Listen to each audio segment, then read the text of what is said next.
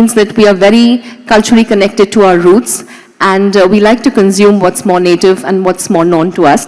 So we're going to begin with a small phrase, and if you guys can stay with me out here, you have mics. I'm happy to share one with you, Lee. There's a saying, there's a popular saying in the Indian tradition that goes, Atithi. Do you want to say that? You guys can pick up your mics and say that. It's a Sanskrit phrase, actually. Yep. Lee, I'm happy. Atithi. Atithi. Devo. Devo. Devo. Bhava. Bhava. Bhava. Atithi Devo Bhava. And can anybody in the audience tell me what that means? Come on, guys. Guest is God. I think I see Pinky. Pinky, I think, thank you so much for that answer, and I think you can come and take your, we'll give you an exotic nut hamper for that. Atithi Devo Bhava, which means the guest is akin to God. And for us, you are our guests in our country, and we have to treat you with the right reverence and the right respect. So I'm going to go a little bit out. We're sitting in the Bollywood capital of the country, so it has to be a little theatrical. And I'm going to say something. I'm going to welcome you guys. So just stay with me here, okay? You probably follow what I'm saying.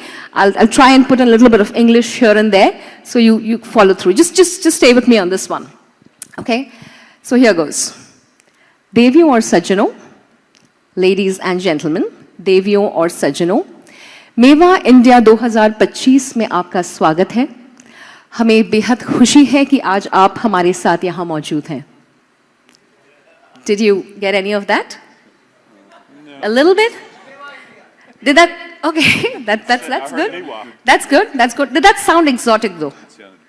Perfect. Because that's exactly what the exotic nut market in India is like. We like how it sounds. We like saying macadamias. We like saying pecans. But we really don't understand the premium that we are paying for the exotic nut market. So this is where we stand, just giving you a perspective there. In India, we have a popular thing that we have grown up on. And when I was a child, I remember we save things for home consumption and home use, and there are things that are saved for the guests. So there's a popular saying, and I'm sure all the Indians will agree with me, there is घर वालों के लिए कुछ चीजें होती हैं और मेहमानों के लिए कुछ चीजें होती हैं, which means we reserve some things for the guests, and there are some things that we use on a daily basis. And for us, I think almonds and cashews are more what we use on an everyday basis. But if for a guest to come, the pack of pecans or macadamias or hazelnuts or cranberries is stacked up at the back because it's expensive, it's exotic, and that's what we bring out, out in the front when the guests are there. I'm going to give you a little bit of perspective on the market that we are addressing, and I'm sure most of you have had more experience than me in the world of nuts and dry fruits. You understand the Indian market better, but just for anybody who's at my stage in the industry, we're talking about a total population of 1.4 billion, surpassing China as the most populous country in the world. Growth rate is 0.8%, declining a little bit over the decades. Our median age, as we all know, India has the largest, youngest population base. I think about 70% of our population is in the age group of 25 to about 50. If we have to look at our urban and rural divide, we still are largely a rural-based country, but with the advent of national highways, I think the geographical divide is slowly shrinking. We are 36% urban and 64% rural-based. If I have to talk about the gender ratio, it's skewing in the favor of both parties being alike. So we're about 1,020 females for every 1,000 males, which also means that, when we are looking at designing marketing campaigns for the country, we can go for some gender-neutral campaigns. The literacy rate improving over the years. We have a 77% literacy rate in the country. Our religion and ethnicity composition stands at a good 80% of Hindus, Islam 14.2%, Christians 2.3%, we have 1.7% of Sikhs. And our workforce and employment, just to give you a little bit of perspective on what that looks like, is we still are largely agri-based, followed by the services sector, which is at 35%. The female workforce participation is a cause that is very close to me, and I'm championing that for the nut and dry fruit industry, stands at 25%, largely, as we discussed yesterday, in more work employee-based roles, worker-based roles, and not so much in the decision-making, which is something that we're working towards improving. And we are largely sectored tier-based, so we have a tier 1, tier 2, tier 3 categorization when we look at the market. So I think what I'm going to do is we're going to just open the panel out for each one of you to kind of bring your own perspective to your respective categories. And how do you see the India market? I mean, we're talking about 1.4 billion people here. Even if 60% of that volume, that size, were to consume, as we discussed earlier, 5 grams of cranberries or 5 grams of hazelnuts or macadamias, pecans, even, that's a sizable number, right? So I'd like to get each of your mind share on what you think, the production capacities at in your respective countries are. What is it that you're looking to push into India? The India market for you, and I think we'd start with the first presentation. And I think, Lee, you can throw some perspective from cranberries. You've seen some success in India with Parle G, which is our iconic biscuit brand, actually coming out with the Parle G cranberry variant. So over to you, Lee. Good morning, everybody. Thank you to the organising committee for inviting us. My name is Lee Dolman. I'm representing Cranberry on the panel today. I've been with Ocean Spray for just over 20 years and in the industry, the cranberry industry, for around 25 years. So hopefully I have a few slides that I can take you through.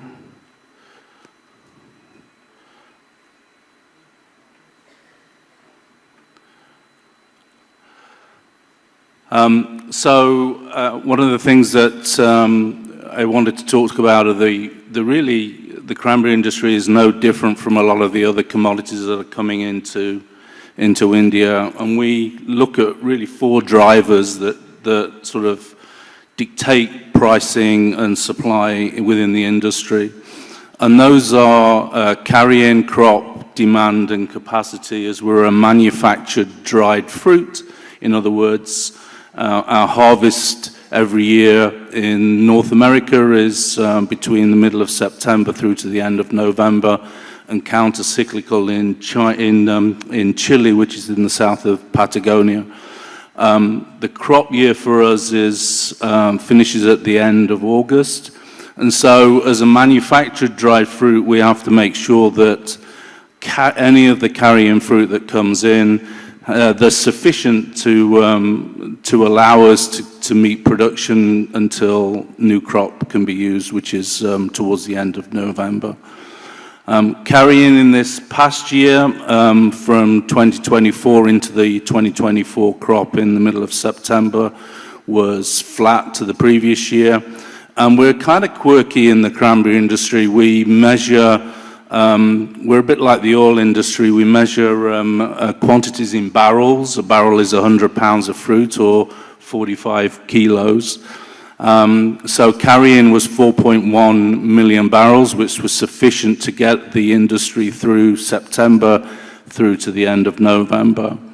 The crop last year, which is the crop that we're actually utilizing right now through 2025, was up 11% from the previous year, at 14.1 million barrels. And I have a slide that I can take you through that breaks down the growing regions and the historical crops from that. And then one of the other things that obviously affects how we market our products is global demand.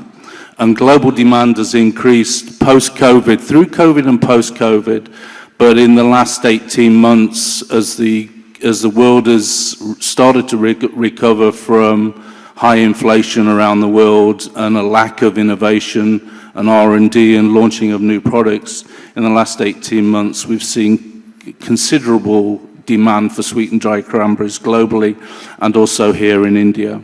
And so we're constantly growing, I think last year at around 15%. And then capacity as a manufactured dried fruit, capacity is a big issue for our industry.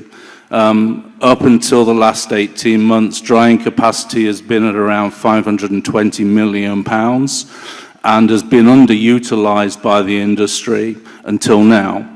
The increase in demand over the last 18 months has pushed capacity right to the limit. I know that my own company and some of our competitors as well are at capacity or just slightly over capacity. If you look at the regional breakdown for the crop, you've got some history here as well. So you've got the growing regions for both the US and Canada and Chile down on the left-hand side, and then the total barrels at the bottom. You can see that based on the acreage for cranberry, and we're a relatively small crop compared to some of the other people that are going to be talking here, but we're about 63,000 acres, so relatively small US agricultural crop. Based on historical yield, an average crop would be, in barrels, would be around 13 to 13.5 million barrels. You can see 2019 through 2023, we've been below that, but this last year we had a large crop up 11% versus 2023, with two of the key growing areas, which is Wisconsin and Eastern Canada, significantly performing better than they did historically. Export volume continues to increase. You can see here the slide on the left is the global export volume. So this is everything that was shipped out of North America, up 13% versus last year, which continues to speak to that high demand. And then you can see over on the right-hand side, breakdown by regions, and what you'll see is that India continues to grow at around 20%, but we're also continuing to see growth in places like China, Eastern Europe, and Western Europe as well. And then important for us, we use an outside company called Innova to look at what new launches on an annual basis for sweet and dry cranberries. And on the left-hand side, that's split by region. You can see continued growth at around 9% year over year as that demand that I spoke to continues to grow. And then in the middle one, you see India increases at around 9% with new product introductions, which I think is a real testament to how cranberry is being adopted here in India. And across the categories, those new product development launches have been largely in places like in categories like cereals, eat out of hand snacking, baked goods, Indian sweets, etc.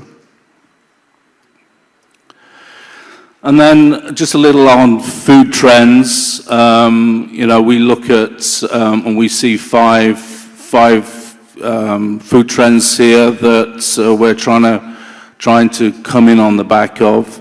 And so I think consumers globally and here in India as well are looking to make healthier choices. Most are looking for, as well as healthier choices, looking at what superfoods are out there and what the foods deliver to them.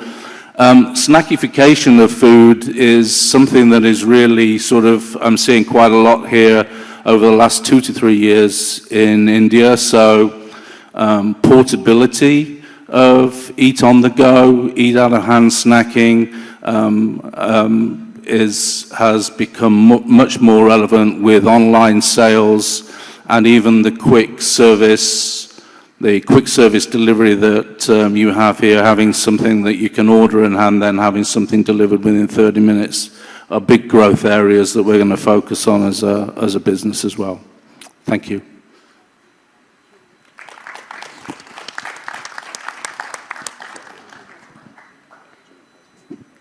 Thank you, Lee. Snackification is what I pick up from all of what you just said. Snackification and the advent of quick commerce in the country, I think, which is going to push a lot of value-added segments in something like cranberries forward. Moving on to George from Marketing Australia. George, how do you see, we've seen some success, we've done some, I personally have done some marketing initiatives around macadamias. I found it a bit challenging to tell people what macadamia is because it's a very new nut, not native to India at all. Pecans, sure, we've seen some pecans. Hazelnut, India has known. But we have had some fascinating stories and insights, which I'll share with you later. But from the macadamia perspective, how do you see India as a market for your category? Good morning, everyone. Thank you again to the committee for giving us the opportunity to discuss macadamias. Firstly, we can just talk a little bit about supply and where macadamias come from. There are several countries that produce and process macadamias. Within our industry, there are probably 3 key countries that matter in terms of the market, and that's South Africa, Australia, and China. There's many more countries that are producing, but they're still at a lower, immature level in terms of size. In terms of macadamias and the supply, it is quite evenly spread across the world in terms of sales out to each region and continent. In terms of data, it's close to 365,000 at the moment in terms of in-shell tonnage. It's still very small compared to lots of other tree nuts around where less than 5%, we'd be close to 2 to 3% market share. So we don't figure compared to, say, I guess, almonds and cashews. So in a lot of markets like India, we're still quite young in terms of developing in those markets. The crop at the moment is looking good. So in most of the bigger countries like South Africa, Australia, there will be probably similar type of crop sizes coming up or just slightly up. But in terms of the size itself, it doesn't really change the market. I'd like to touch on this slide because this pretty much explains, I guess, what's happening into the future and not looking at today. Macadamias right now represent a small share of the market, but that's poised to change. Macadamias are going to exponentially grow in South Africa, Australia, and China. Over the last, say, decade, there's been good prices in terms of in-shell. There were some blips a few years ago, but in terms of returns to growers, there's been lots of plantations, investment in the marketplace, and that's poised to allow a lot more supply into the marketplace. And this is why we're here also in India looking to introduce the product to this country. In terms of the numbers as well, just as a highlight, probably Australia and South Africa have got good kernel recovery, so there's something like 32 to 35% kernel recovery. In markets like China and Kenya, it's a lot lower, so sometimes when you see numbers in terms of in-shell, understand that the yield and the returns are a little bit different depending on which country produces. Macadamias harvest season are March, April, right through into about October. It slightly varies from country, but that's the general Southern Hemisphere rates for harvest, and then we process throughout the year.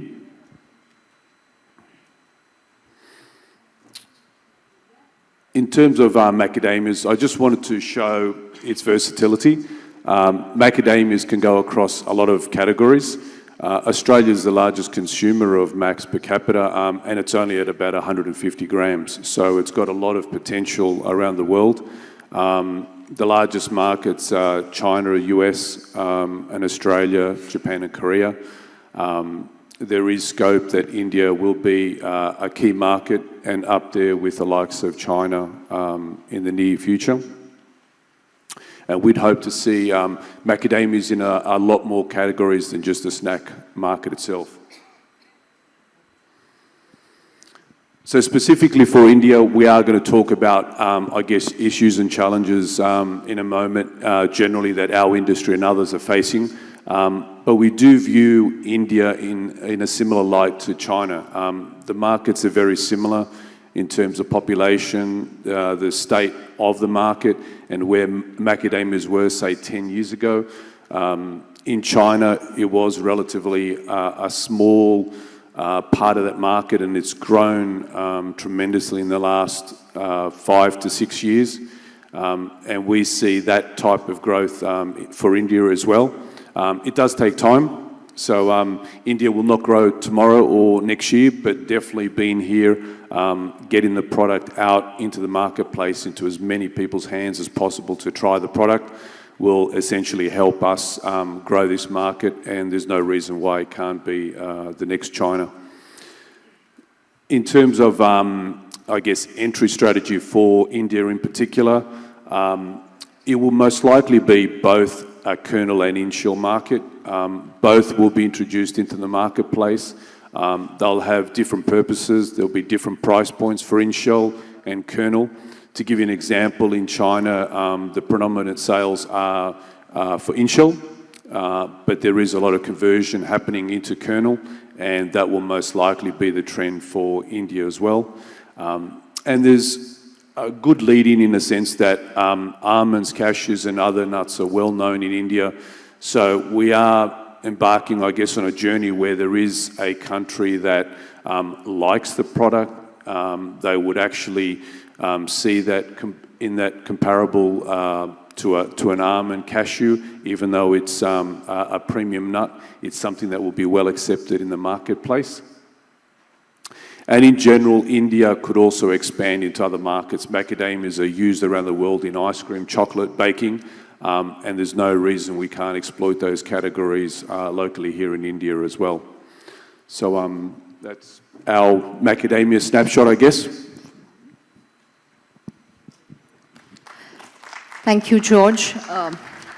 We'll come back to this. You say India and China close cousins in terms of how we are with our demographics, with our population density. And we'll come back to that a little later. We'd like to understand some success stories that we can learn from China and probably emulate for the Indian masses out here to create the category of macadamias in India. Over to Justin. Justin, you have been a second-generation pecan farmer and grower. And let me tell you that to Indians, pecan is very familiar because of the anatomy of the product. We just consider the pecan to be our brother from another mother. We've grown up on walnuts. We've grown up on soaked walnuts. How do we explain to India that pecan is nutrient dense and demands a premium on the pricing because of the way it's grown? Maybe the output, the throughput is not as where walnut stands today. Could you throw a little bit of light on similar lines? What's the production like happening back home? What is it that you see the India market consuming? And how do we explain the premiumization on pecans and justify the same? Thank you, Virjita. First, let me get started. You said we could have a little fun, right? Mewa's fun? So I'm going to use my good friend Ravindra here. I'm from Georgia in the USA. A lot of people say I talk funny when I come out from to another place. So we have another language that we kind of speak back at home as well. Ravindra, I'd like for you to repeat it if you could. American pecans are the best nut in the world. And what that means is American pecans are the best nut in the world. But anyway, again. And for that, does he get the exotic nut hamper? For just saying that? Exactly. Yeah? We'll give it to you, Ravindra. Yes, Ravindra, you have a hamper waiting on you up here, of your choice. Again, my name's Justin Jones. I'm a grower from Georgia in the United States, second generation. I also am a part of the American Pecan Council. I hope you've seen our booth here. I sit on, as a board member, chairman of industry relations back at home. Sit on many other boards with associations with the industry as well. The American Pecan Council board, our booth is at E8. Please go by and see. We brought a big delegation with us as far as exporters, also retail partners, everything else. So please go by, visit.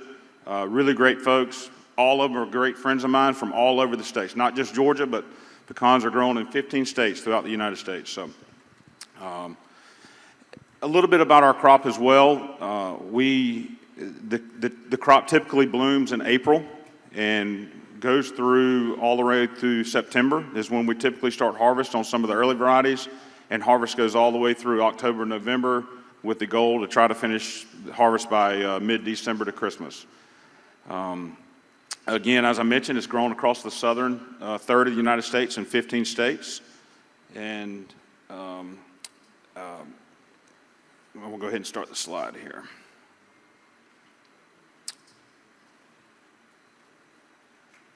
Okay. All right, so this is a little bit about the world supply for pecans. The United States and Mexico kind of flip back and forth. Obviously, in the last 2 years, the United States, you may have heard, have had some weather events, the hurricanes that come through in my area on the Gulf of Mexico. You'll see a lot of storms come through. We had one this year that kind of took us down and got us below Mexico, but typically these numbers range from in the 110 to 140 range, typically.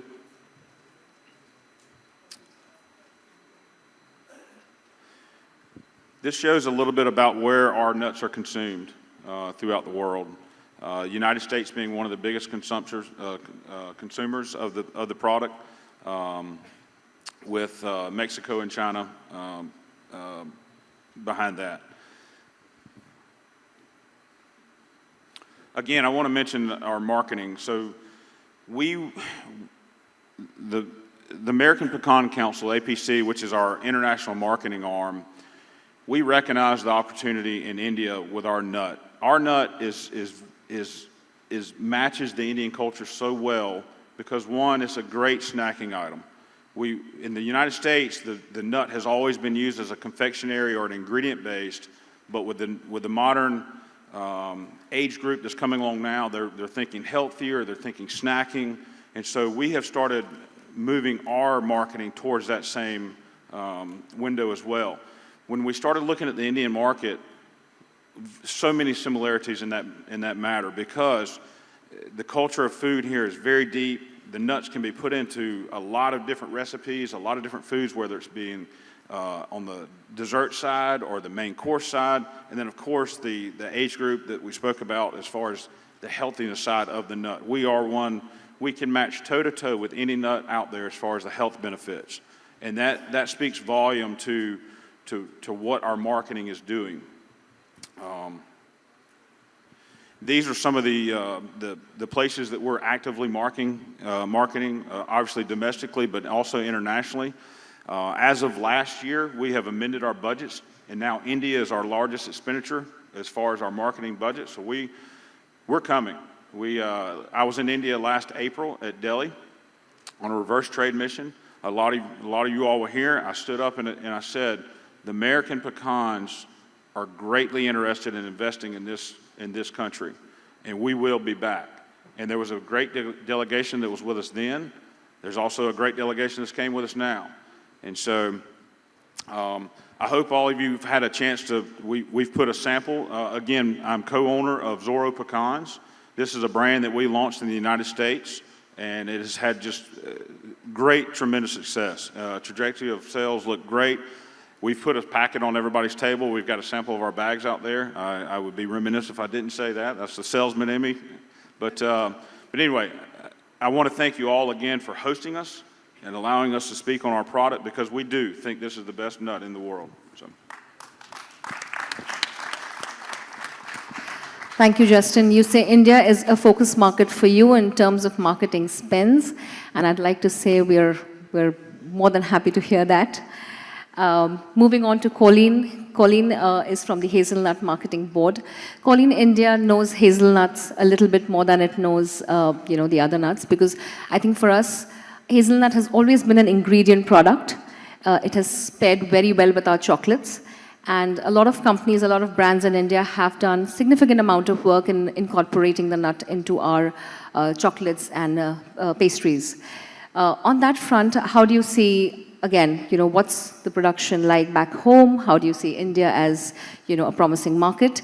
And how do we shift the narrative from it just being an ingredient to mainstream snacking? Thank you. Well, first of all, I want to echo what everyone else has said. I really appreciate the opportunity to speak here and to be in India again. I was also here in April on the trade mission, and it's wonderful. It's very, very different from where I come from on the West Coast. I'm here representing Oregon hazelnuts. Oregon is the state above California. I'm sure you guys have all seen movies and TV shows. You guys seen movies and TV shows from California? Yes? No? Nobody's saying? Great, okay. So you know that I don't have an accent, unlike my friend here, because I talk like everybody in the movies. So I'm the one in the room without any accent whatsoever when I speak English. Even my friend there from the UK. All right, well, hazelnuts are one of America's best kept secrets, even though we are the third largest producer of hazelnuts in the world. I forgot I have slides here. 99% of our hazelnuts come from the beautiful state of Oregon, which, as I mentioned, is right above California. We're sandwiched between California and Washington.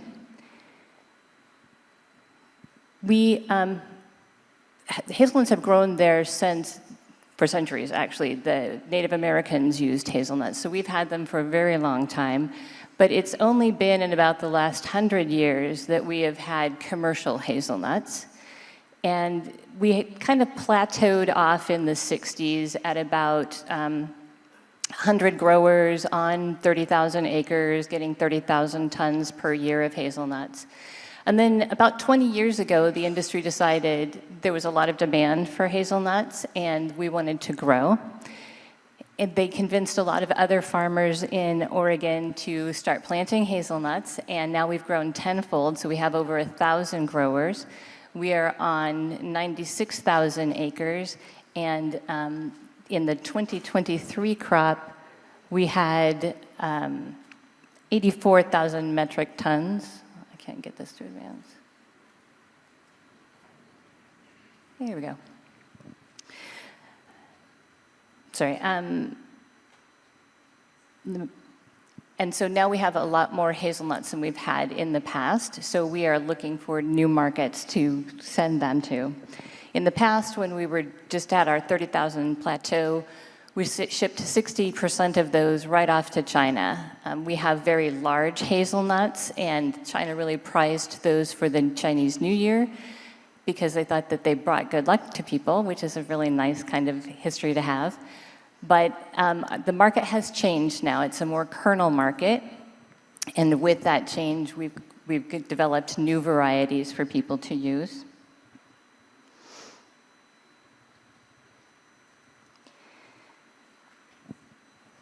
Sorry, I can't see where we are. Okay, so that brings us to the global production. So globally, production has also increased, just like it has in America. But hazelnuts are an alternate bearing crop, like a lot of other tree nuts. So with the global production, it's gone up and down a little bit more than we have in America. That's because in America, we've planted a lot in the last couple of decades.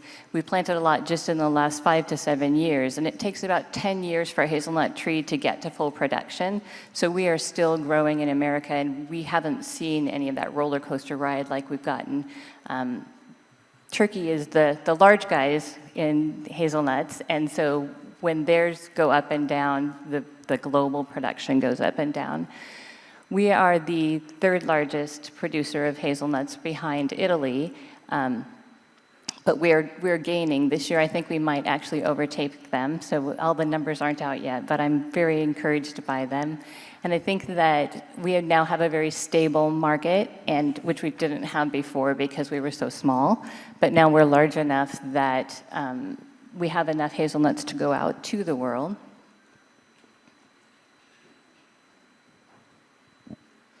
So where are all those hazelnuts going from if everything is going up? Right now, they're going mostly to Germany. The Germans, interestingly, don't have any hazelnuts of their own, but they are the largest consumer of hazelnuts in the world. They do make a lot of really good chocolates with them, and they also eat a lot of them. And then we have Italy and Turkey, who are the top two producers of hazelnuts, and they're also two of the largest consumers. And then China and France, who both produce small amounts of hazelnuts on their own.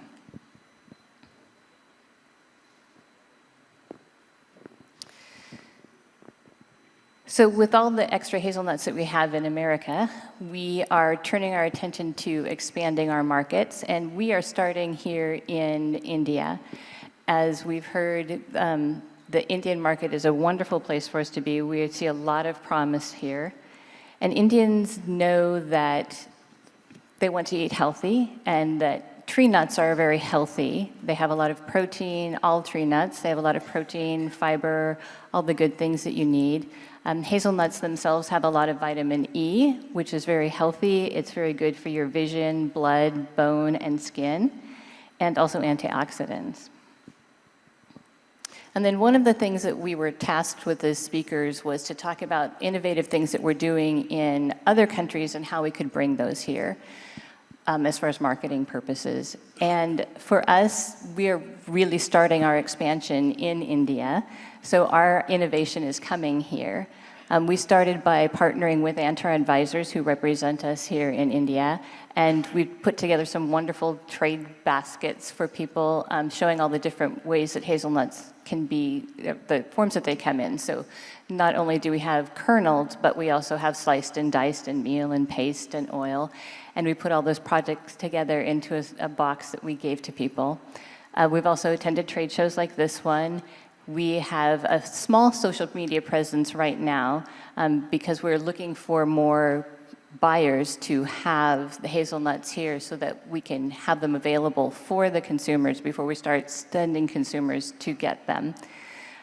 But we will be, as we increase, we will be doing more for the consumers as well. And then we've done some trade publications as well as recipe development, because as Vijita said, we need to teach people how you can use hazelnuts. It is a nut that you have here, but mostly across the world, hazelnuts are used in confections. Everybody knows Ferrero, so everybody knows that's where they go. Contrary to popular belief, it's not a coffee nut. It's not, that's all chemical. But we are creating a lot of recipes and a lot of traditional Indian recipes to show you how versatile the hazelnut can be. And we're very excited to be partnering with India in our expansion. Thank you.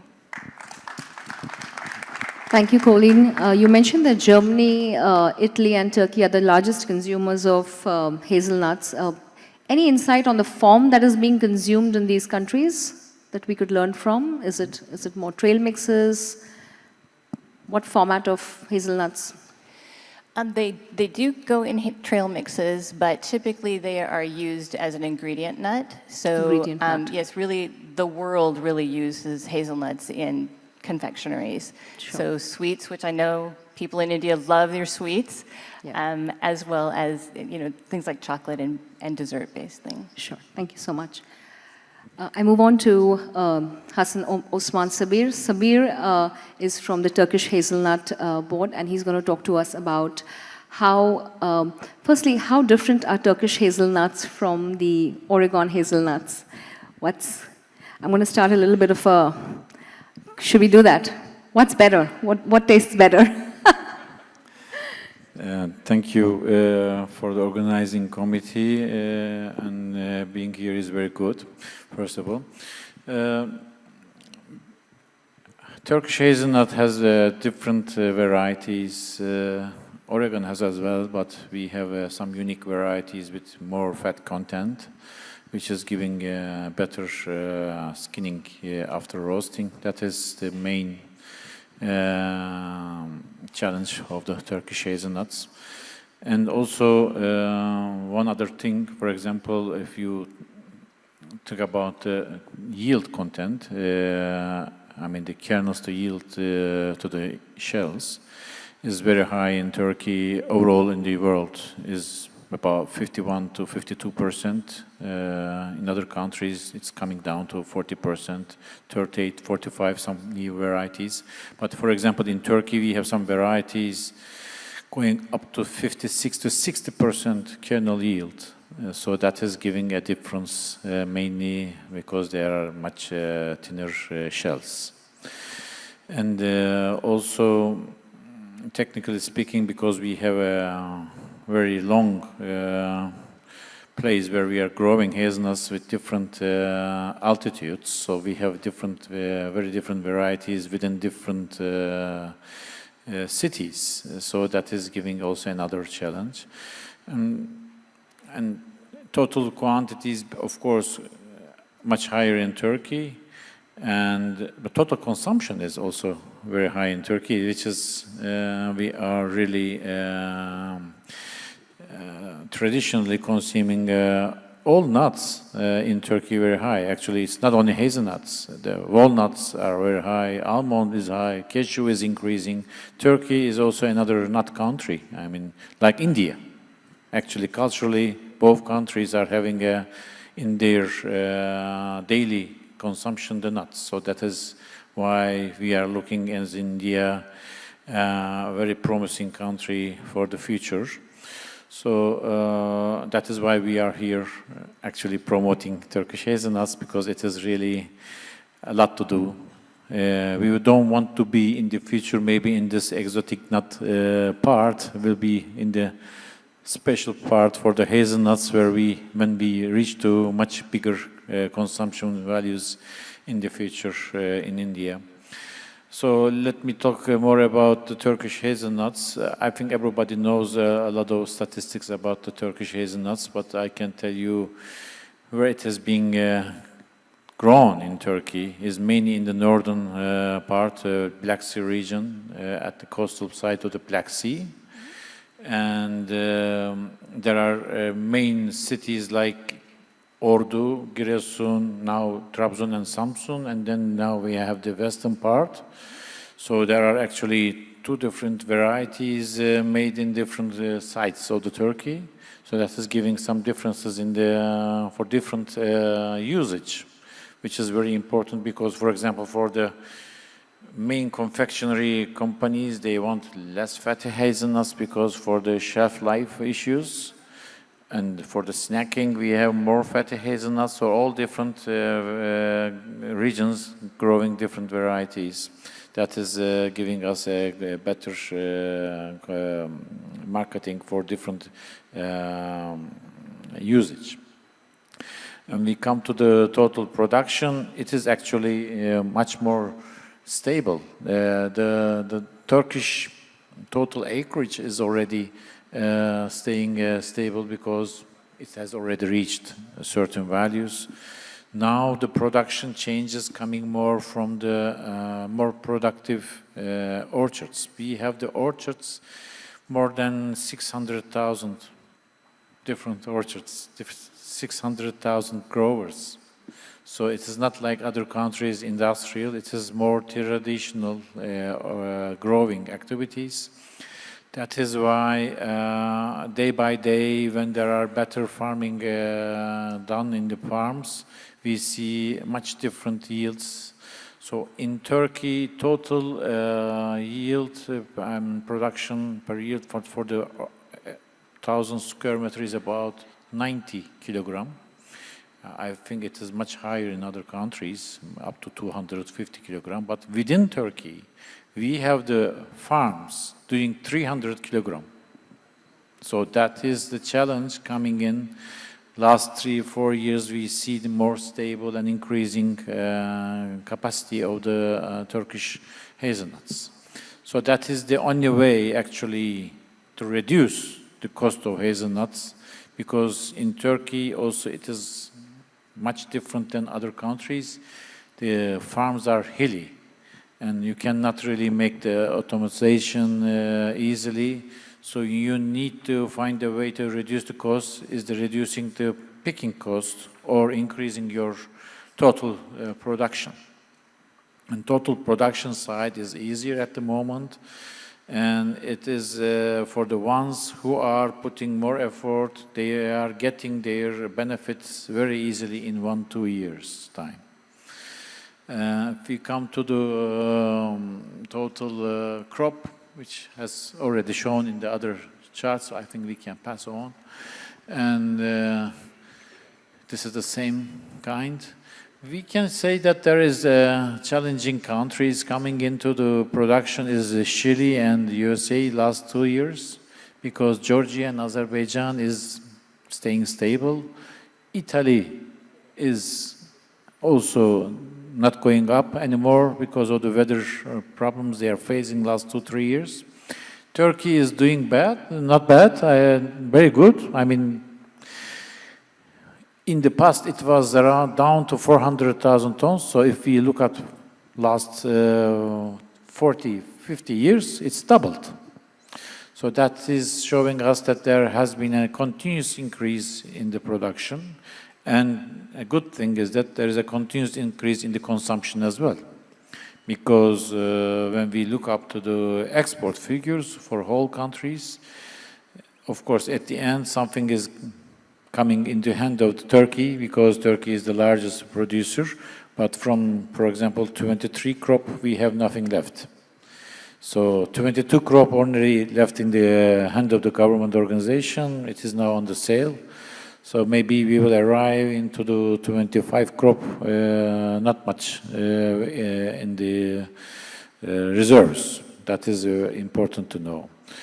When we look up to Turkish figures for the export, it is more stabilized in last years. But we have the highest figure in year 2021, which has been 344,000 tons kernel basis, which is around 700,000 tons initial basis, quite a big amount. And average export, Turkey is doing mostly industrial side of the ingredients, because you can see that the EU is 75. And there are other European countries, non-EU. If you calculate them together, it becomes 83%. So that is actually why we are challenging here in India, because in Europe we sell to the all confectionery, chocolate manufacturers, ice cream, main industry, biscuits, breakfast mueslis, everywhere is hazelnut. And snacking side is missing in Europe, and we cannot really move it up because they are really very price cautious.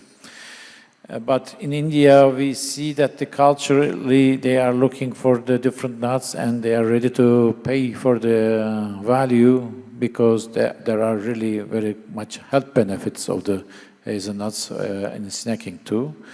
In other conversations, there has been a China issue.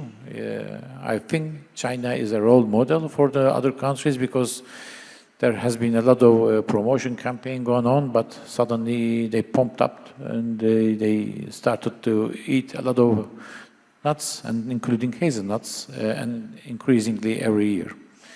So when we come to India, our total export is growing.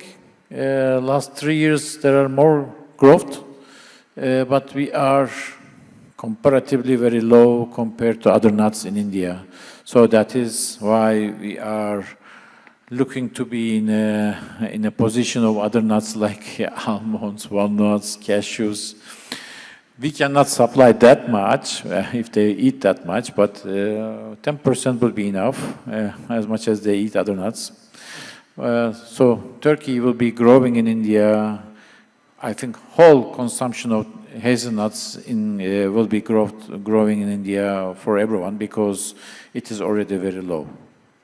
And the health benefits, everybody knows. It's vitamins and dietary fiber, cholesterol-free. And it is also a lot of antioxidants, because it has a really many unsaturated fat inside, so it is giving you a real health benefit too. Thank you again for the opportunity to be here. Mewa becoming much bigger because I was here last year. I mean, in Delhi, here in Mumbai is a lot bigger. I find more than 200 exhibitors. Maybe in next 5 years, increasing the interaction of the other nuts, whole Indian market will be growing for every nuts, but there are some troubles. We will talk in the next session, I believe. Thank you. Thank you, Sabir. 63% of world's hazelnut is grown by Turkey. If we had to have an Olympics for hazelnut growing, I think Turkey would be a gold medal champion already. Very quickly, I know we're running out of time, but just one last question that I'd throw to the panel, and then we can just have 2 minutes for any questions that the audience may have. As all of us are looking at the Indian market, as nut growers, whether you're growing macadamias, pecans, cranberries, hazelnuts, what are the trade barriers that you want to just put out and leave a thought for the NDFC, for the council, for any media person who's in the house, or any representation from the bodies to sort of look at anything from the tariffs to phytosanitary requirements, anything that you want to leave some food for thought for us to ponder and work upon as we, so when we're sitting next year, I hope we don't have the same category of nuts as, exotic. We're able to say that, we had some success with cranberries. We're able to do the same with pecans and hazelnuts, and, macadamias are not so exotic, and India's consuming more of that. So just your thoughts on what you think. Trade barriers definitely do inhibit growth, especially when it's not a native fruit or nut coming into India. The cranberry industry actually has had very few issues. Duty into India is currently around 10%. So that really hasn't been one of the inhibiting factors. I think our industry is really, the biggest trouble we've had is keeping up with your ever-changing food standards industry.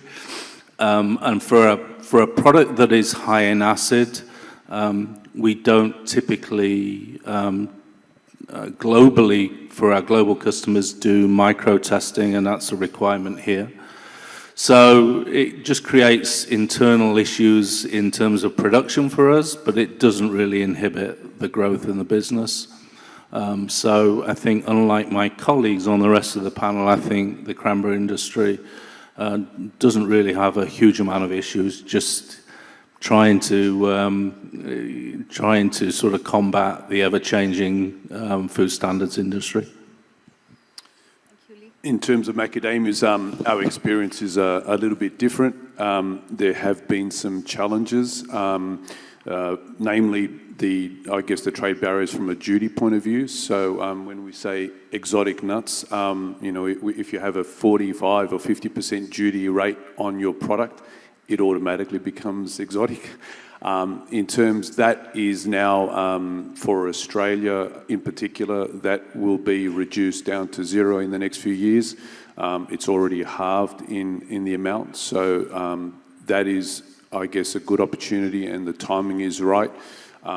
We did put up a slide in terms of the crop size is growing, so there will be supply that's coming on stream that will be able to fulfill the demand that's expected into India. The other challenges were, I guess, logistical, and in terms of clearing the products at the port. There's a lot of background work and information that has to go into documentation, whether a product needs fumigating, all sorts of different I guess, issues that we haven't faced in other parts of the world. But slowly but surely in the next couple of years, with the alignment of the duties being reduced, there is some good opportunities in the coming years where we'll be here at Mewa and be able to be discussing a lot better opportunities, and the product won't be exotic because of the duty, but more so because of the product itself being premium. From a barrier standpoint, the pecan industry, the analogy for the pecans have been crawl before you can walk. And so where we were at 2 years ago, the pecan industry was at 100% tariff. And so the two Department of Ags for our countries, for the U.S. and the Indian, worked together to lower that down to 30%. And so that basically gave the pecan industry the foot in the door to try to get into this industry. Now, the step two, we're crawling now, we're fixing to take our first steps. And so once we take our first steps, our Department of Ag is looking at trying to work with the Indian government as far as trying to lower that tariff even further down to create a more of an open door for the pecan industry. So we're hopeful that works. I think obviously by the amount of time and marketing that we're putting in there, we're showing our good faith effort to those trade barriers to try to say, hey, we are serious about this. But at the end of the day, the pecan industry looks at it as not a competition from other nuts, from other tariff barriers or anything like that. We want to work with other nuts. We believe in the same strategy as far as the culture of Indian people. A rising tide should float all boats. And so we want that to work for all nuts and dry fruits. But we are in the crawling stage, fixing to take our first steps towards an even less of a barrier. So we're excited about it from the pecan industry.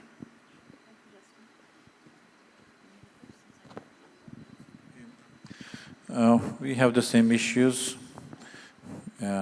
We have around 50% at the end total tariff. I mean, tariff is about 30%. There's more coming on to that, and then some added taxes.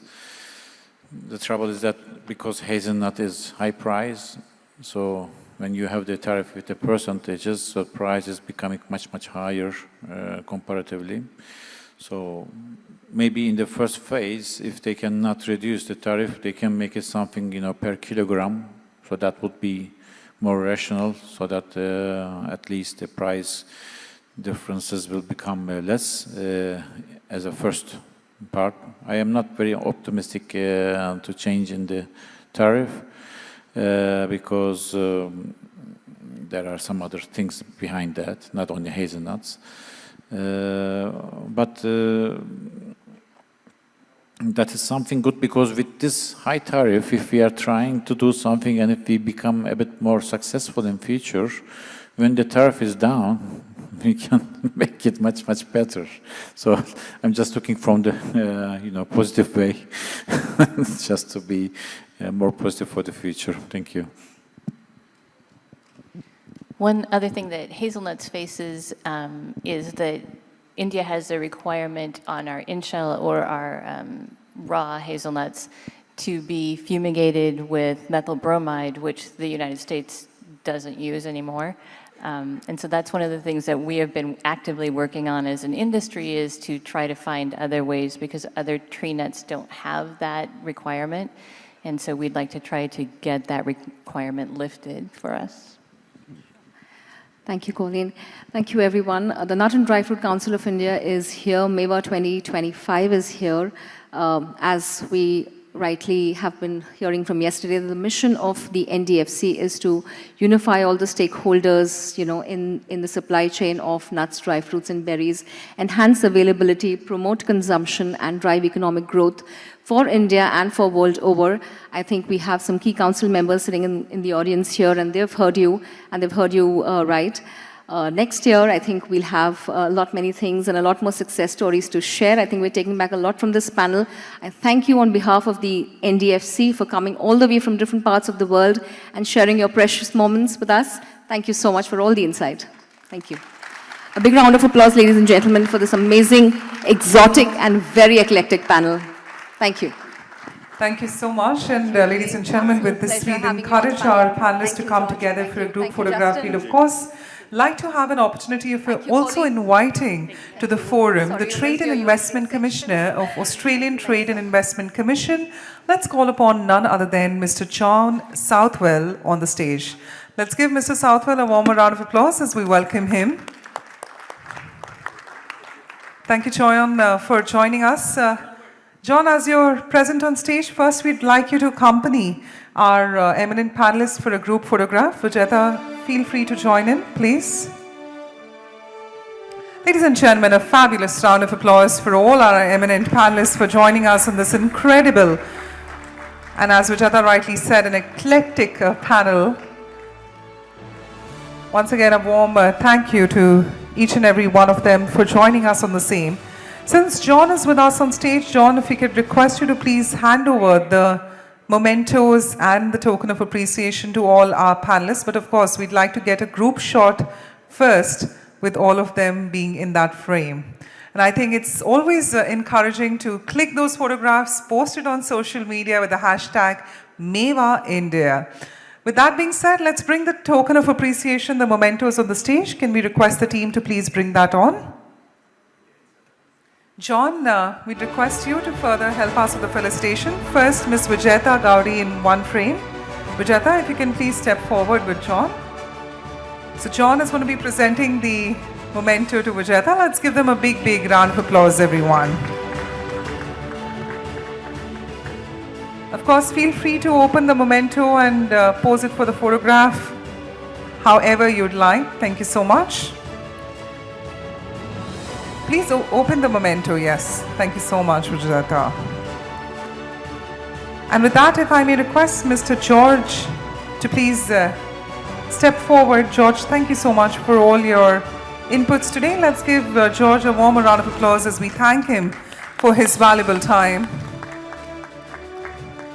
Come on, Mumbai, you can be much more better with that applause.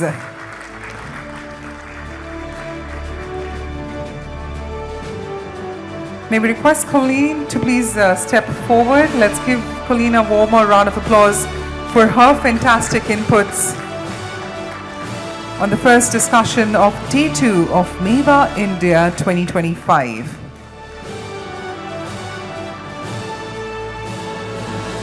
May we now request Hassan Osman Sabir to please step forward. Let's give him a fabulous round of applause. I think Mr. Sabir is pretty famous, right? The applause have suddenly roared up. Let's give him a bigger round of applause. May we also encourage Lee Dolman to please join us on the stage. Lee, let's give him a fantastic round of applause. Lee Dolman. Some amazing inputs. Let's encourage him with a warmer round of applause. We'd also encourage Justin Jones to please join us in the center with John Southwell. Let's give Justin a warmer round of applause and thank him.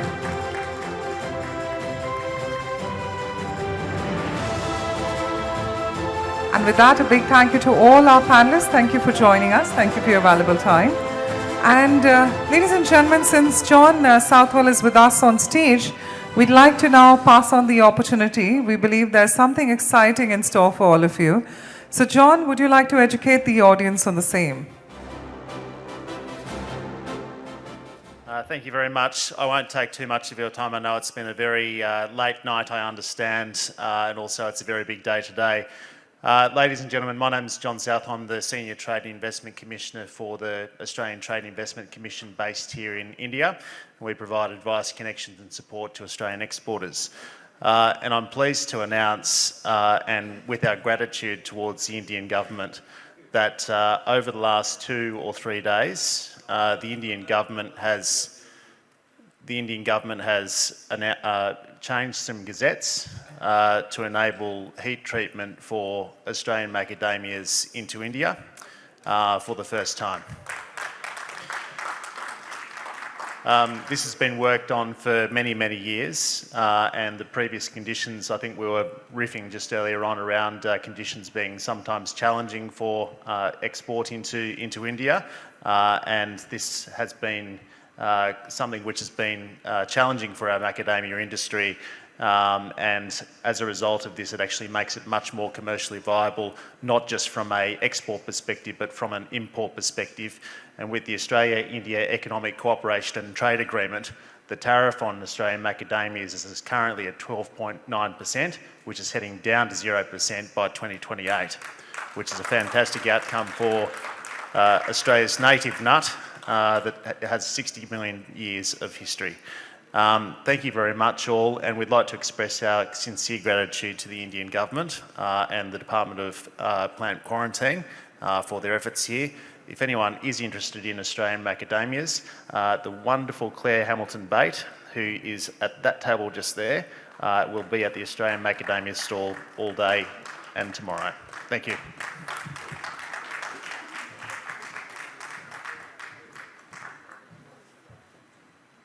Let's give a fabulous round of applause to John Southwell. Thank you so much for joining us.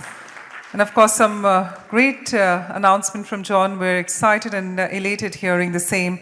So ladies and gentlemen, on that note, it is now time for us to transition into our next roundtable and conversation. Well, we're talking about almonds. And in this conversation, we've got the top leaders from various countries joining us at Mewa India 2025. Allow me an opportunity to introduce all our eminent panelists, but starting with the curator and moderator of this conversation. Her name is Ellie Osman, Managing Director, Minerva Global Limited, UK. As a valued partner of the UK IBC, Minerva Global is a well-regarded within the UK-India corridor. And Ms. Osman herself is a renowned figure in this space. Her wealth of experience and leadership has been instrumental in fostering key partnerships and driving growth across industries.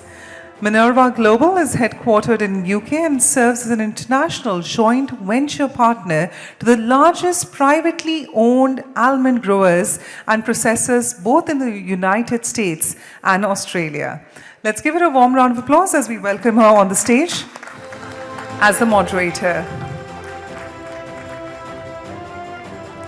Thank you so much, Ellie, for joining us. We'd also now like to request the presence of our eminent panelists, starting with Mr. Pradeep Kumar Rajput, Business Head, VP, Almond and Other Nuts, OFI, India. Pradeep brings in over 17 plus years of experience in commodity training, supply chain management and risk management. Currently in OFI, which is the Olam Food Ingredients, he's the business head, VP, Edible Nuts, heading the India Almond and Other Nuts business, managing the end-to-end supply chain and driving pan-India sales and new business development.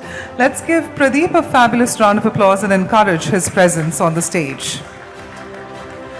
We also have our next leader, who after a number of years in the footwear industry is the marketing manager at Nike and working as a vice president for companies like Diadora, High-Tech Sports and Teva, he turned his interest to almond industry.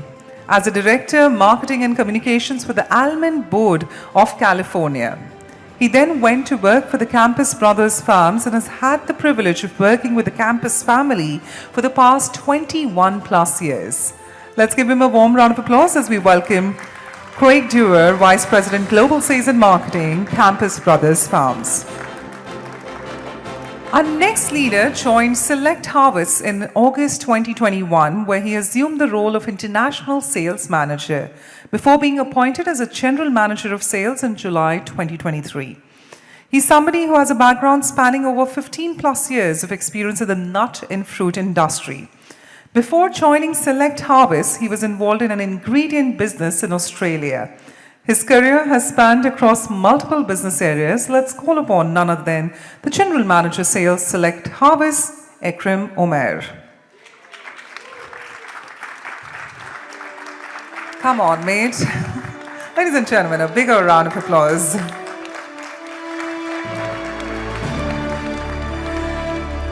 And with that, our next leader, ladies and gentlemen, the founder and managing partner of the California Agri-Nuts Corporation, which is one of the largest importers of almonds, pistachios, walnuts, cloves, poppy seeds from USA, Australia, Iran, Turkey, China, Afghanistan, Chile.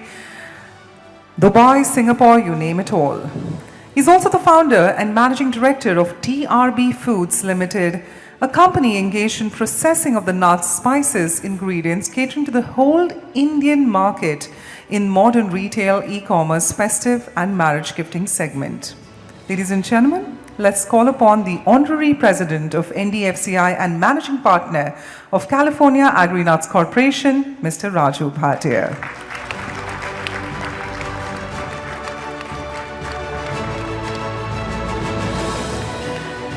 And well, with that, we'd like to leave it in the able hands of Ellie to take it forward.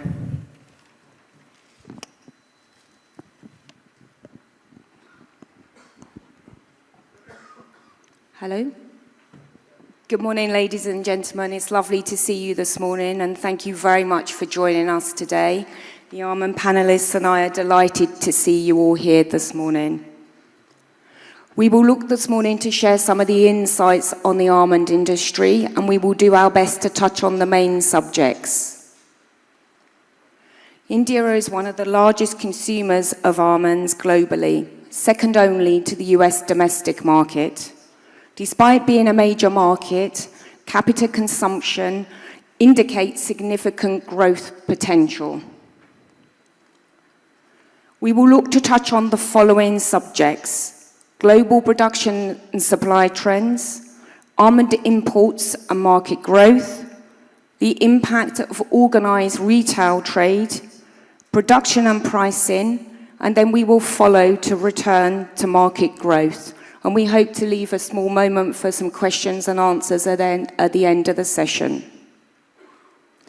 To maximize our time together, given we have a lot of subjects here to cover, I'll turn now to our first panelist, Craig. Good morning, Craig. Good morning. Thank you for joining us. Craig, what are the key challenges facing the almond growers, US almond growers today? Well, there's a number of challenges facing not only California almond growers, but as you'll hear from the other panelists in Australia and in Europe as well as we look at what's going on. But for California specifically, we've really been dealing with water issues, a lot of regulations that have come into play to affect what we're able to do as growers. We're going to talk a little bit more today about where we're basically plateauing out on our acreage, and you're going to start to see some decline in the acreage, again, because of the economics over the last 3 years of almonds, as well as SGMA, which is our groundwater legislation that's coming into play. And that's going to affect the amount of acreage that we have to produce from. In addition to that, I think, as from a global basis, and we all talk about the weather and we talk about climate change and whatever that may be, you know, California is a Mediterranean climate. So we're still a Mediterranean climate, but we're having more extremes. So we're having some more extreme cold, some more extreme heat, and how that affects the almond tree's ability to produce, combined with the economics over the last few years, have really put a dent in what our per acre yield has been. And as we go forward, I think you're going to see that per acre yield and the acreage be at a plateau, and it's going to be a little bit tougher for us to continue to grow our supply. Fabulous. Thank you very much for that insight, Craig. Ikram, if I may come to you, Australia has recently benefited from an economic cooperation and trade agreement, which effectively has resulted in a reduction of tariffs by 50%. What impact has this had on demand for Australian almonds?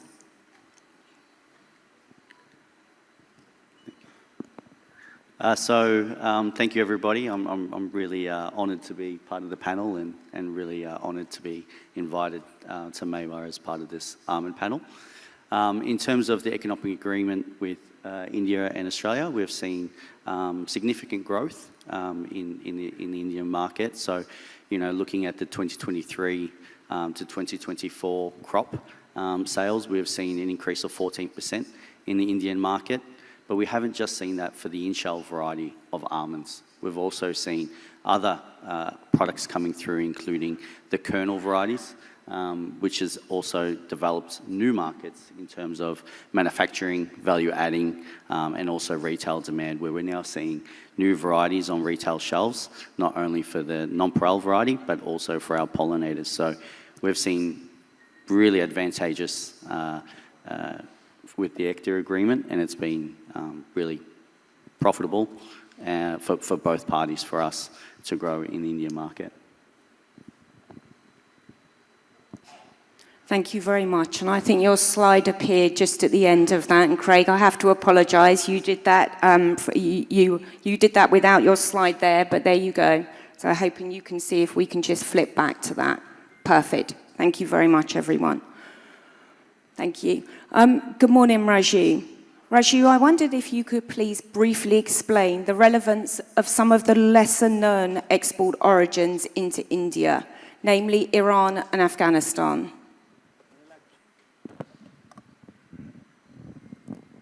Well, actually, Iran and Afghanistan are very inbuilt in our culture and in our traditions.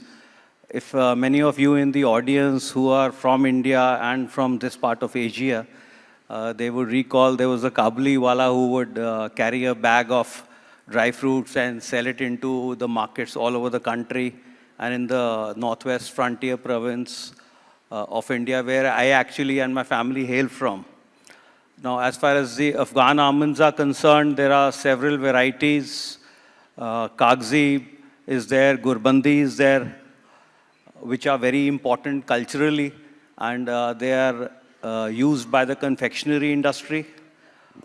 And as far as the hard shell is concerned, there's again Gurbandi, Kalati, Gudamni, which are also used inbuilt in our traditions.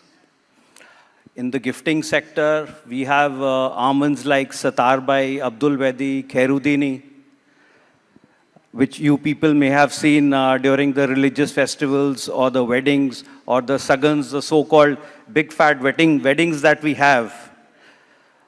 They are used over there, and interestingly, for the information of people from other origins like US, Australia over here who may not be aware, Iran has a duty-free arrangement with India for all dry fruits for the last 20 plus years.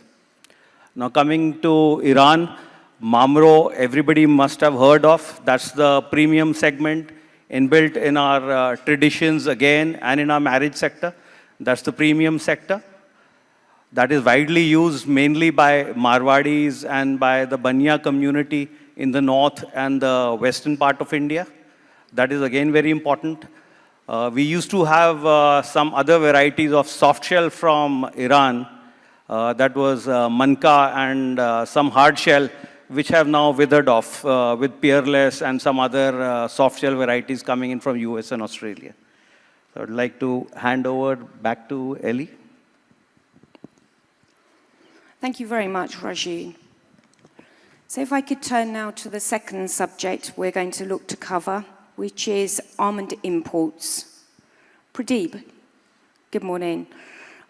Which countries are the biggest suppliers into India, and how is that potentially changing? So thanks, Ali. First of all, very good morning to everyone. Delighted to be part of this panel. So before that, I'll probably jump into the Indian almond imports and how it has changed in the last 5 years. So I think I joined this industry 5 years back in 2020. And what a time, because if you see the almond trend, almond imports in India, it has shown a robust growth in the last 5 years. Today, I was going to the number this calendar year, 24, India has closed around 14,000 loads, which is almost 300,000 tons of initials, which used to be around 180, 190 5 years back. So I think the COVID has played, obviously it was a drastic event, but blessing in disguise for almond industry, that the demand for almond has fueled up. So if you see that India has shown double-digit growth in almond volumes in last 5 years. 2021, I remember 38% of growth. After that, 12%, and then a bit of a consolidation happened. But so I see almond has grown up drastically. If you see the CAGR last 5 years, it's growing at a CAGR of 10%, which is drastic for absolutely awesome for any of the nut. If you see the nut portfolio. So I see I see India as the biggest market. In fact, in 2022, we imported around $919 million of worth almonds into India, which made India the biggest initial importer globally. So I think for initial, India is the most critical market, and it will be. I think we need to talk about the drivers as well, what has fueled up the growth. So I think everybody talk about the health. Obviously, we are a very health conscious people now post-COVID, and people have that awareness of nutrition and health. But India, before that, I think India is a very, very price sensitive market. If you see post-COVID, pre-COVID, almond used to trade around $2.5, $3. But post-COVID, the market has slashed down to 160, 170, which made it a luxury, dry fruit, accessible to tier 2, tier 3. The affordability was there. So I think because it has become so affordable, the volume has shot up, which is equally complemented by the health conscious. So I think affordability, health conscious, and we can't forget India is digital now. So I think if we talk about, we have 800 million users on internet, which is, I still remember my mom and dad, we used to go to the traditional mom and pop store to buy bulk almonds, but today I can click off the button. So I think that has given accessibility to a lot of people in tier 2, tier 3. So that has also fueled up the, the almond growth in India. Now coming back to the second question, that what are the sourcing, I think if you can move to the next slide. So anyways, so I think if we talk about the portfolio for almonds, 14,000 containers, 300,000 tons of almonds, we are heavily dependent on the US. So if you see the bifurcation, 94% of the almond imports come only from the US and 6%, from the other, followed by Australia. But if you see the last 3-4 years, the trend has changed. I was going through the number probably. US, if you see only in the initial pie is around 93 to 94.3%, and the rest is kernels. So if we talk about the initial, US is definitely dominating it. It's a biggest global supplier, that's doing 70% of the global supply. It will be dominating India, it is. But I think Australia is growing up. If you see the numbers of Australia, a few years back, it used to be only 3 to 4% of the total initial. But now today we are talking about 8 to 9% of Australia. I think thanks to the FTA, the free trade agreement which happened between India and Australia, that has allowed the almond from Australia into the Indian market. And we know personally, I love almond from Australia because of the taste and the oil content. So I think India has welcomed almonds from Australia, not only in initial. If you see the kernel numbers also, it is looking very promising for Australia. In 2022, it was, though we are doing only 5% of the kernels, in the total pie, we did around 700 to 800 loads this calendar year, out of which the biggest, Afghanistan used to always have a, top of the chart because of a particular variety called Mamra, which used to come to India. But we have seen that Afghanistan share from 39% has gone to 25%, and Australia has taken up the first position. So FTA has pushed the kernels from Australia into the Indian market, standard 5, standard 10. So I think Australia is very promising. USA will keep dominating it, and Afghanistan, as I said, that it has a varieties which is traditionally consumed by India. So that's how it has been changed, and hopefully we will see Australia going to 90 and Australia going to 10, and in the coming year, or USA might move to 90% of the total pie. Fabulous. Thank you very much for sharing some of those points. So, Raju, Pradeep's touched on some of the key factors driving demand and highlighted, for example, the health consciousness of the Indian population. But perhaps you could summarize for the audience some of the key factors driving the demand within the import market. There could be nothing better than the big fat weddings over here. The health awareness which has come in a lot after COVID. People are realizing they don't want to eat any of the junk food. They don't want to eat burgers. The kids also want to eat dry fruits now. And then there are innovative products like mixes, and then roasted, salted products. And early morning consumption for almonds has been there already in our tradition for the last hundreds of years. There's a luxury versus the mass market almonds, that is Mamro versus, let's say, nonpareils or caramels. People are learning about the different varieties of almonds now, and they want to eat different things which are healthy. And the shift, as I said earlier, to the health awareness is there. And convenience of shopping, healthy product has come into place. A very big economic factor, or rather 2-3 big economic factors are that India is the youngest population in the world. The average age is below the age of 30. Middle class is around 430 million people, which is expected to grow to about 700 by the year 2030. So these are some of the factors that are there. And back to you, Ellie. Many thanks, Rajiv. Pradeep, turning once again to you. How are evolving consumer preferences shaping demand? I think very valid question, Ellie. If I talk about evolving the consumer, I think 5 years, India has seen a drastic change in how the consumer is thinking about his health. I think how he's aware about the nutrition that we have. I was going through some data, and the per capita, I think almond consumption for India was around 0.08 kg in 2019, but it has gone up to 0.11 kg in 2022. So that clearly reflects that a traditional nut, it used to be a traditional nut, how it is part of the normal diet for the consumer now. Also, obviously, we still have a long way to go. USA is still at 4.3 kg per capita of almond. So we are way behind, but the drastic shift from those numbers clearly see that it is a part of the diet now for all the consumer. In fact, there was a survey which was held last month where the people who are suffered from hypertension and diabetes, 85% of the people have actually said that they have included almond in their diet. And that clearly shows that, health awareness and nutritional awareness is getting evolved during the consumer mindset. I think secondly, I think it starts from my house only. My wife is on a keto diet.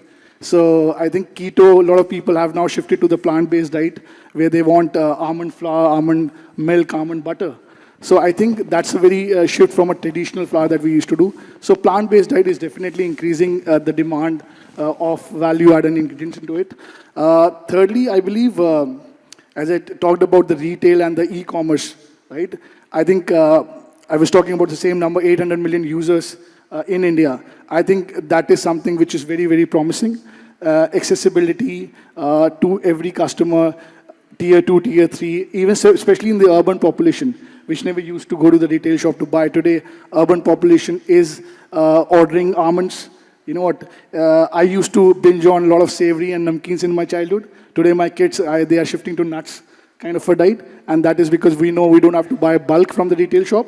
Online give you that that platform that you can, whatever you want in a small quantity and varieties, you can put it. So I think that is how the consumer is evolving. Also, as OFI, we are diversifying into F&B, food and beverages. And we were so impressed to see that how much in the culinary sector also, the almond is getting used for the bakeries and cafes. So I think these are the factors which clearly shows that the Indian consumer is evolving big time. Absolutely, and I think very much following on from that point, Pradeep, the growth of the organised retail trade in India is having a significant impact on traditional supply chains. Rajiv, how have e-commerce and quick commerce changed almond distribution so far in India? Well, before I go into that, I just want to give you the size of the modern retail, the e-commerce and the Q-commerce markets. As far as dry fruits are concerned, which is approximately a 60,000 crore industry, I would say modern retail takes care of about 10,000 crores. And the size of the e-commerce market in India today is $137 billion and expected to reach to $363 billion, a 21.5% growth in the next 5 years.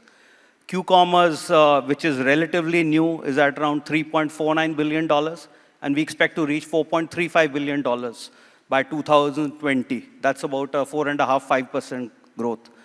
So let me get on to the e-commerce and the Q-commerce now. There has been a rapid digitalization. People are getting very savvy on smartphones and all. As Pradeep has mentioned, don't want to go too much detail into that.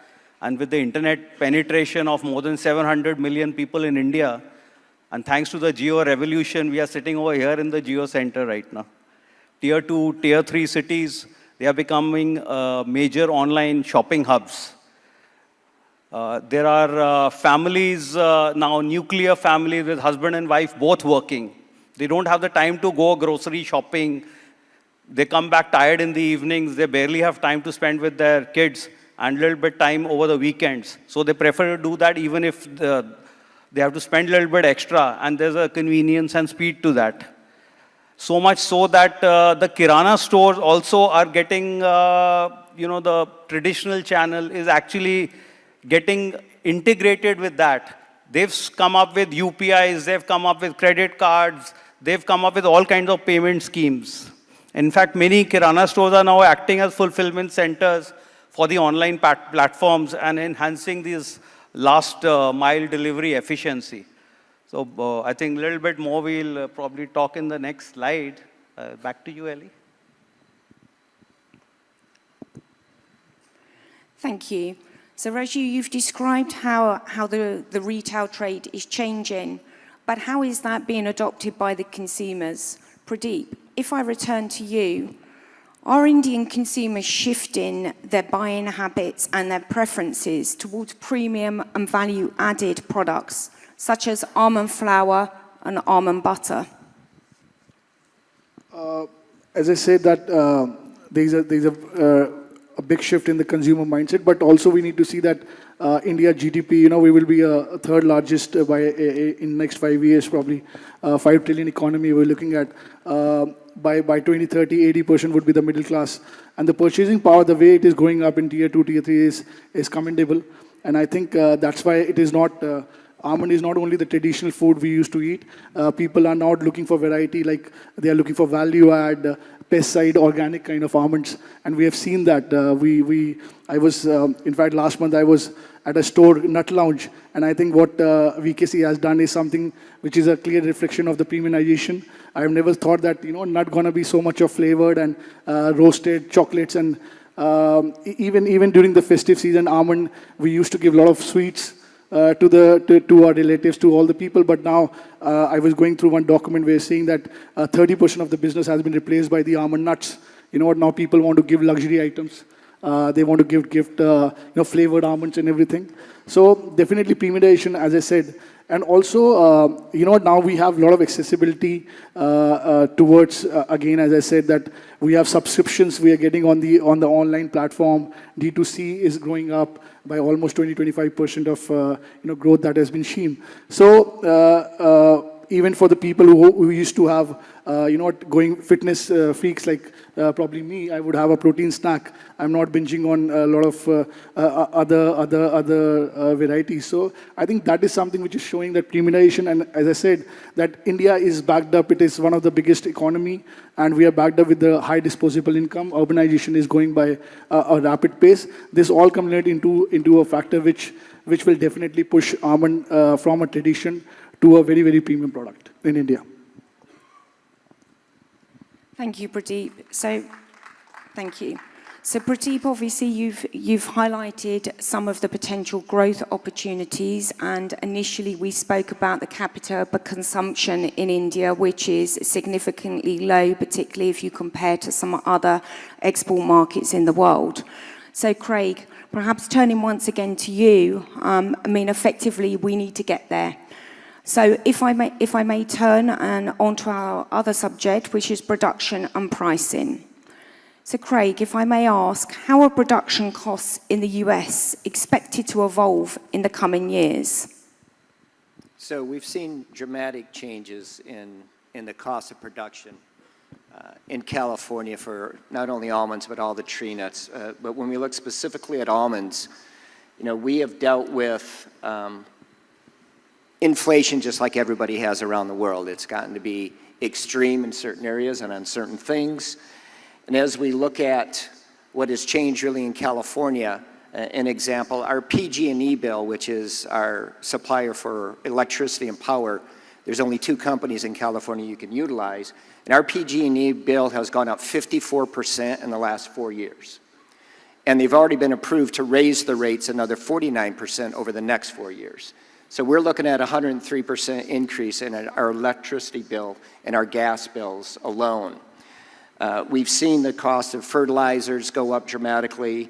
We've seen the minimum wage in California, so they moved it to $20 an hour for fast food workers in the state of California. So that meant that all the rest of us had to increase our wages as well, because everybody then wanted to go work for McDonald's or Burger King because they could get $20 an hour. So it's increased our cost of labor, which has forced us to move into doing a lot more automation and massive investments into automation to try to get away from having to pay so much in labor. The regulations that we deal with in the state of California related to pesticides that we can use, fertilizer, air quality, all those fees have all gone up dramatically. Interest rates, as everybody knows, have gone up dramatically. We've more than doubled our interest rates in the last few years in the United States, and that's really having a real impact on our cash flow and how we manage our sales and our growth as far as how we are as growers. UC Davis and the UC Cooperative does an economic study every 4 to 5 years of all the different agricultural crops in California to give an average of what the costs are to produce and what it would need to be returned to the farm plus your per acre yield to have a profit. They just came out with new figures, and anybody can look this up. It's very easy to find. UC Cooperative, Almond Economics. For the Sacramento Valley, which is the north part of the growing region,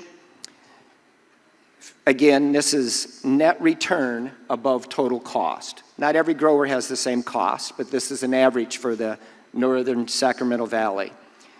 According to UC Davis in this study, if a farmer, an almond grower, was to get $3 a pound back to the farm, that's not $3 wholesale, that's $3 back to the farmer, they would have to grow 2,700 pounds per acre, and that would give them a profit of $142 an acre.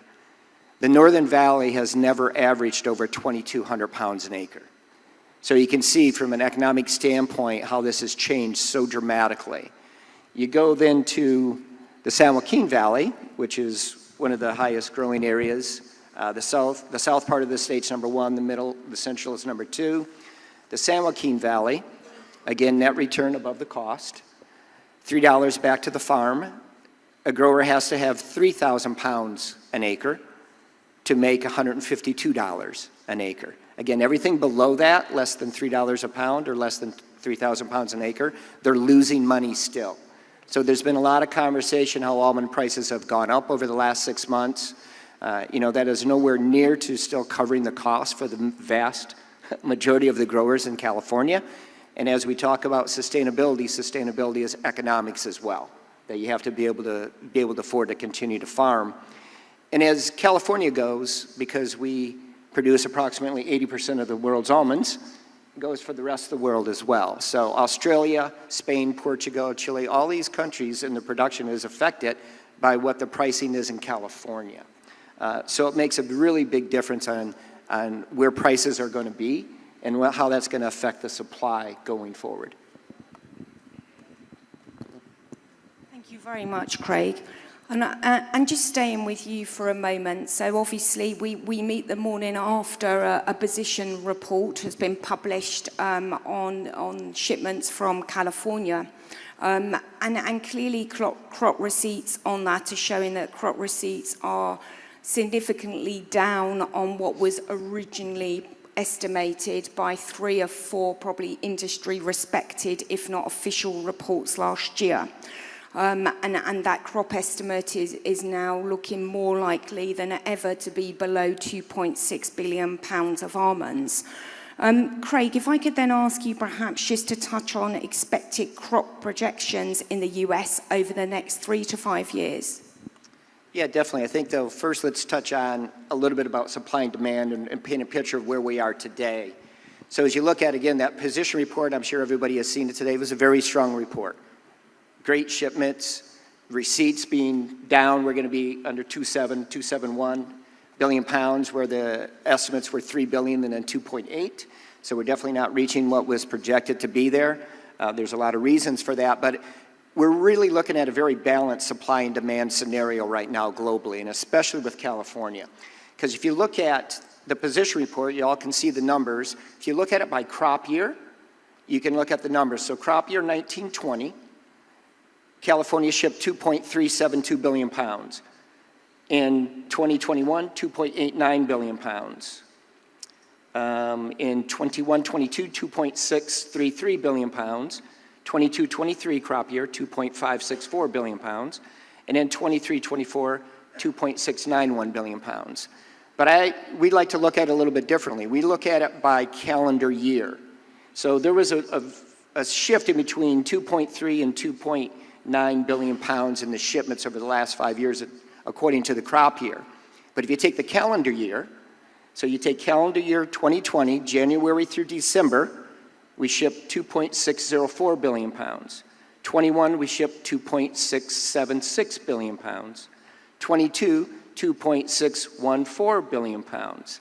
23, 2.667 billion pounds. And in 24, 2.691 billion pounds. So for 5 straight years, calendar years, California shipped 2.614 to 2.691 billion pounds.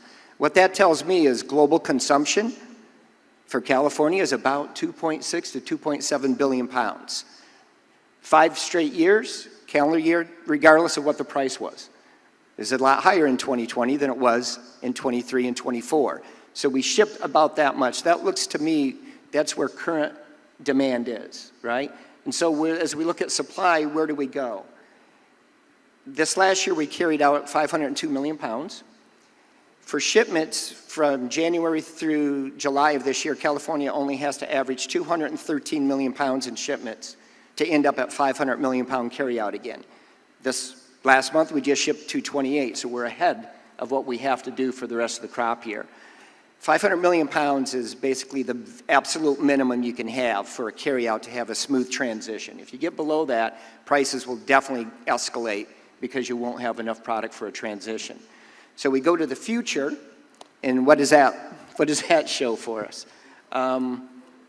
You know, I don't want to paint a negative picture because we still have a lot of almonds in California. We're still going to grow a lot. But I'm part of a group that meets with the almond board every few years, and we talk about projections going forward. We look at the land IQ numbers and what they're seeing from satellite data on plantings, age of crops, what's been pulled out. We look at the nurseries and what they're selling for new trees to be planted. We look at tree removal companies and what they're doing and how busy they are with removing trees, full orchard recycling companies. And we just did this last month. And again, this is for budgeting purposes only for the almond board. Because the almond board sets its budget, and we want to project out 3 to 5 years where those budgets may be. They're affected by this objective estimate, then the objective estimate each year, and then what the final crop really is to how much money the almond board has to work with.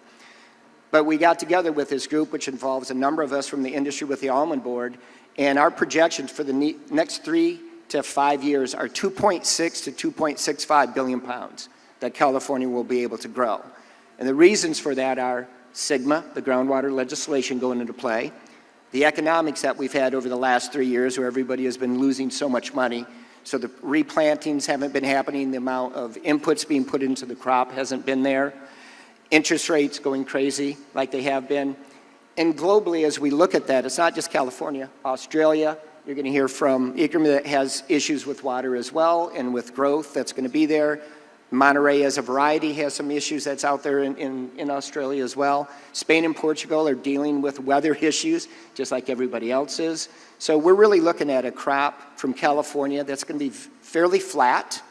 And you know, we'll have years that'll be up and down a little bit. Hopefully that won't be too big of swings, so we've got a pretty basic supply going forward. And we think that's a very good and positive thing because then we can get to a point where almond growers can be profitable again. And we don't have to worry about moving 3 billion, 3.5 billion pounds because it's really not there in the next 3 to 5 years at least. Thank you very much, Craig, for sharing many of those numbers that I think are certainly food for thought. ICRM, turning back to you, I mean, obviously, we've just heard from Craig some of the crop projections from the US supply base over the next 3 to 5 years, and it seems we may be ever reliant leaning on our Australian friends. So perhaps you could just share some of your insights over what you believe the crop projections from Australia will be. Thank you. So in Australia, we've seen similar outcomes as California. In 2017 to 2019, we saw increases in plantings in Australia, and grower returns have since reduced. And considering we've seen a drop in plantings in Australia, which is direct relation to returns, and on the back of that, we're seeing a stabilised crop profile, not an increasing crop profile from a volume perspective, at about 175,000 tonnes to 2030. So our projections to 2030 is not increasing, it's flatlined and stabilised to 175,000 tonnes. In 2022 and 2023, we saw wet weather conditions, so we had poor yields and lower quality than what we had forecasted. But on the back of that, we did rebound in 2024 with a good quality crop profile and increased yields as well. The Almond Board of Australia has just released the 2025 crop projections. It is 5% down on earlier projections or last year's projections for the crop, but in line with the 2024 crop receipts. So for us, what we're seeing is really 155,000 tonnes of crop coming through. The harvest is starting now, so some of the growers have started shaking, and we've got stock on the pads right now, and we're looking at the weighbridges and also the quality metrics for that. It's still too early to tell in terms of the quality of the product, but what we're seeing, especially for the Indian market, is good sizing. We are seeing an average size from our early projections of 23, 25 and 25, 27, which is perfect for our in-shell volumes into this market. Thank you very much. And Ikram, and perhaps if we could just stay with you for 1 minute longer, while you could perhaps just share with the audience a little more on Australia's current preferred, where most Australian export markets are heading, and perhaps just share some of the fundamentals behind that, with logistical challenges through the Red Sea, which is very much, we hope, a moment in time. So Australia's been very advantageous